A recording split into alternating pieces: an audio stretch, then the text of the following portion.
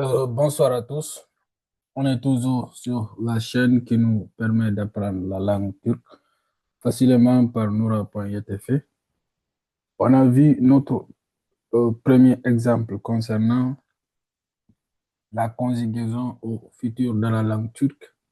Donc, dans cette nouvelle vidéo, on va essayer de donner un autre exemple concernant la conjugaison d'un verbe au futur de la langue turque.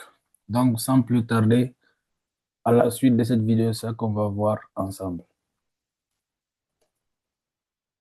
Donc, ici également, on a donné l'exemple d'un verbe, yaşamak, qui signifie vivre dans la langue française.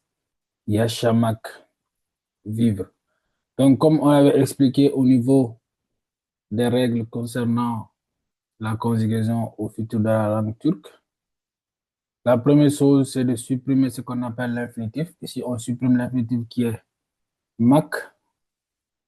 Donc, ça va nous rester yasha, yasha. Comme yaşamak se termine par une voyelle, donc avant d'ajouter le temps qui est matérialisé par ajak ici, on va mettre d'abord on va mettre y maintenant pour effectuer ce qu'on appelle la consonne de liaison entre ces deux parties-là.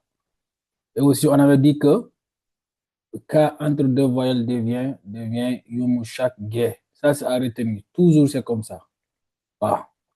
Donc, on dira ben yaşayacağım. Ben yaşayacağım.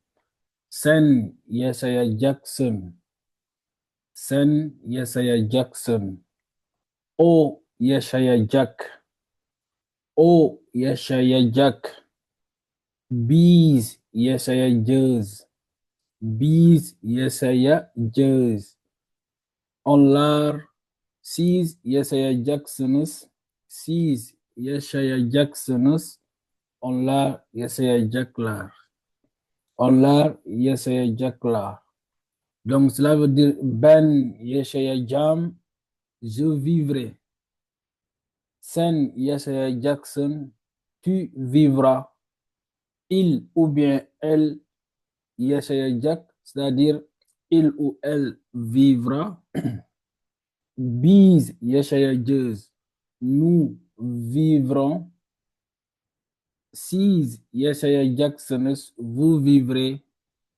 Il ou bien elle yaşayacaklar, ils ou bien elles vivront.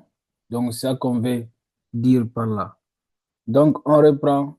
Ben yaşayacağım, sen yaşayacaksın, o yaşayacak, biz yaşayacağız, siz yaşayacaksınız, onlar yaşayacaklar.